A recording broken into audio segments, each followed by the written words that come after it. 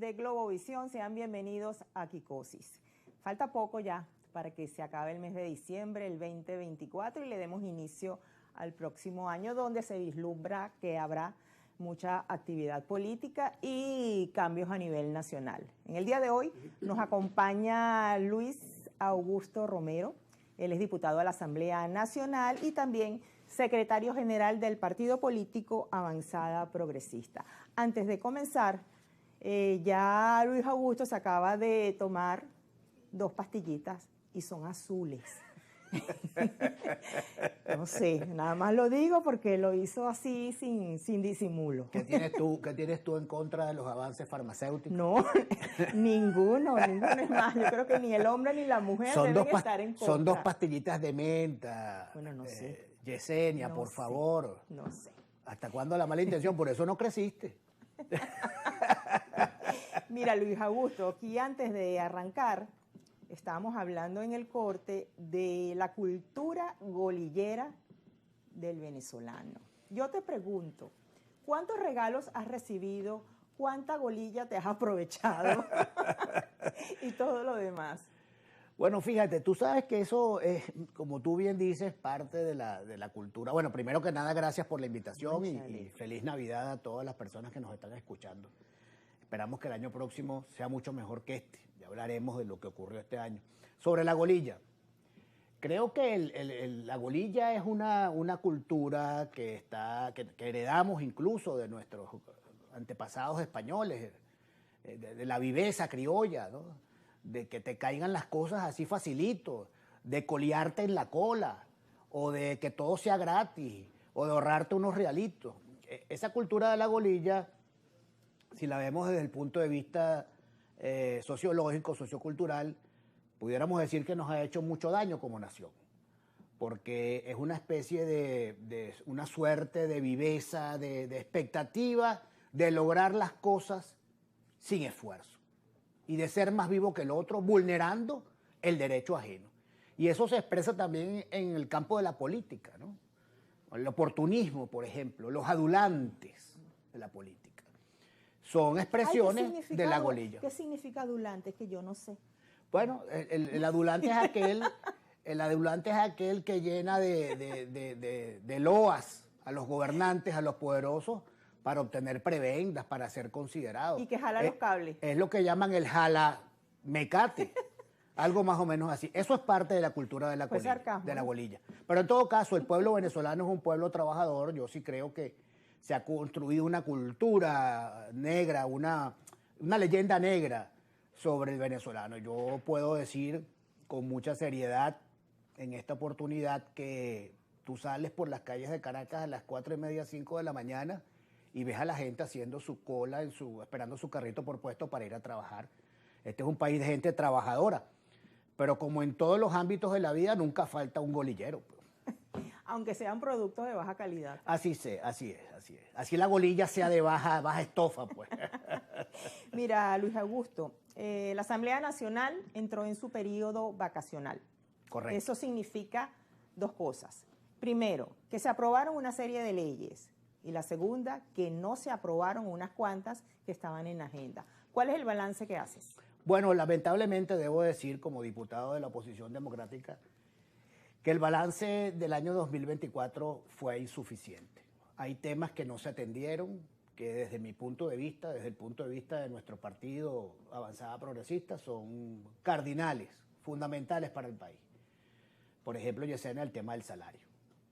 Aquí estamos padeciendo una realidad terrorífica con respecto al ingreso de vastos sectores de los trabajadores en el país. Los empleados de la administración pública, por ejemplo, enfermeros, profesores universitarios, médicos, empleados públicos, bomberos, policías en general, están devengando un salario miserable que no les alcanza ni siquiera para cubrir las medicinas elementales que requiere el venezolano, para no hablar de la canasta básica o la canasta alimentaria. Esa es una deuda moral que tiene el Poder Legislativo, en el cual el gobierno tiene mayoría y que no ha sido debidamente atendido. Mientras no haya recuperación económica, mientras no se recupere el salario y el poder adquisitivo de los venezolanos, pues el país va a seguir dando tumbos en materia de la salud, económica de la nación. Nosotros esperamos que el año próximo, como lo hemos venido exigiendo en estos últimos 4 años de legislatura, vamos a exigir un aumento de salarios acorde con las necesidades del pueblo venezolano y que tenga, digamos, un eco lo suficientemente nítido para que los ciudadanos comunes, los ciudadanos de a pie que me están escuchando puedan, digamos, cubrir las necesidades básicas de su vida cotidiana. Este año se han solicitado por diferentes sectores un reajuste, un aumento salarial, pero como dice, eso ha caído en el vacío. La Asamblea aprobó lo que es la ley de presupuesto e incluso en su contenido no están destinadas las partidas para este aumento salarial. Dentro de todo eso, aparte, ¿qué es lo que consideras insuficiente que debió tomar el Parlamento y hacerlo con ley? Bueno, por ejemplo, Yesenia, el sector del magisterio, los profesores y maestros del país, los docentes en general, ese sector lleva más de 1000 días, más de 3 años sin aumento salarial.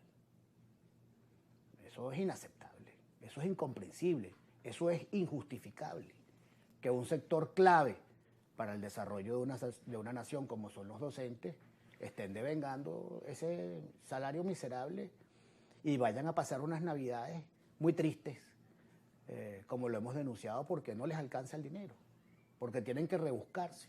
Los docentes en Venezuela, Yesenia, son los que están financiando la educación de los muchachos. Los maestros tienen que vender tortas, manualidades, cositas, viven en el rebusque permanente para poder asistir a dar clases y para poder incluso ayudar a los alumnos a que puedan participar en la jornada de clases cotidianas. Eso hay que atenderlo. Y con respecto al tema de las leyes de presupuesto, bueno, cada vez es más escueta la información de las leyes de presupuesto o de los proyectos de ley de presupuesto que presenta el gobierno. Cada vez son mucho más globales, mucho más gaseosos, no especifican, como solía ocurrir, tú que cubrías la fuente lo sabes, partida por partida, a qué se iba a dedicar cada centavo del presupuesto nacional. Bueno, en este caso no ha sido así. No obstante, como tú bien sabes, el gobierno tiene, el PSUV, tiene una mayoría aplastante en la Asamblea Nacional que aprueba esas leyes presupuestarias. Eso es una realidad con la cual tenemos que vivir los parlamentarios de la oposición que estamos en la Asamblea. Nos enfrentamos a una aplanadora de votos que es producto, por cierto, de un grave error que cometió la oposición en el año 2020, que fue llamar a la abstención. Sí. Aunque en ese presupuesto hay una partida con un significativo porcentaje destinado a lo que es este llamado sistema comunal, Luis Augusto. Sí, bueno, hemos visto que el gobierno ha venido diseñando una arquitectura institucional que tiene que ver con todo esto del poder comunal, ahora con el tema de los jueces de paz. Fuimos a un proceso para elegir los jueces de paz este fin de semana. ¿Tú votaste? ¿Qué ocurrió? No, yo no voté. Debo reconocer que no voté. Yo, que soy un promotor del voto, en este caso decidí no votar porque la información fue insuficiente. Y lo que fue una propuesta en su momento virtuosa, que es la necesidad de promover la justicia de paz, se vio truncada por el hecho de llevar un proceso a troche y a moche sin informar suficientemente a la población. Es decir, muy pocos venezolanos supieron y saben de qué se trata la propuesta de los jueces de paz. Muy pocos venezolanos saben cuáles son, digamos, las atribuciones, las competencias de un juez de paz. Nosotros le planteamos al gobierno que diéramos un tiempo y que pospusiéramos para el año próximo la elección de los jueces de paz, para que no se desvirtuara una propuesta, como te dije, un proyecto de ley, como te dije, Yesenia, que es virtuoso. Ahora, sería muy triste y lamentable que los jueces de paz terminaran siendo un apéndice del partido del gobierno, un apéndice de la JVC, por ejemplo. Eso desvirtuaría el concepto de justicia de paz. De manera que yo creo que el gobierno cometió un grave error nuevamente, un ejemplo del ejercicio de la soberbia al no escuchar a quienes le pedimos, no que cancelara la iniciativa, sino que la pospusiera para difundir la información necesaria de manera tal que todos los venezolanos se sintieran lo suficiente, o la mayoría de los venezolanos se sintieran lo suficientemente motivados para ir a votar por los jueces de paz. ¿Qué resultados tienes de lo que pasó ayer en la elección de los jueces de paz? ¿Te ha llegado alguna información de los resultados? Bueno, sí, me ha llegado informaciones, digamos, muy confusas. Algunos compañeros de partido que estuvieron presentes, nosotros dimos, digamos, libertad de movimiento a los militantes y dirigentes de Avanzada Progresista que quisieran participar, que lo hicieran, pues que aquellos que quisieran incluso postularse lo hicieran. La información que nos llega es que hubo mucho desorden, mucha inconsistencia en la organización del proceso, no llegaron los materiales, hubo mucha precariedad organizativa y, por supuesto, una baja participación, ¿no?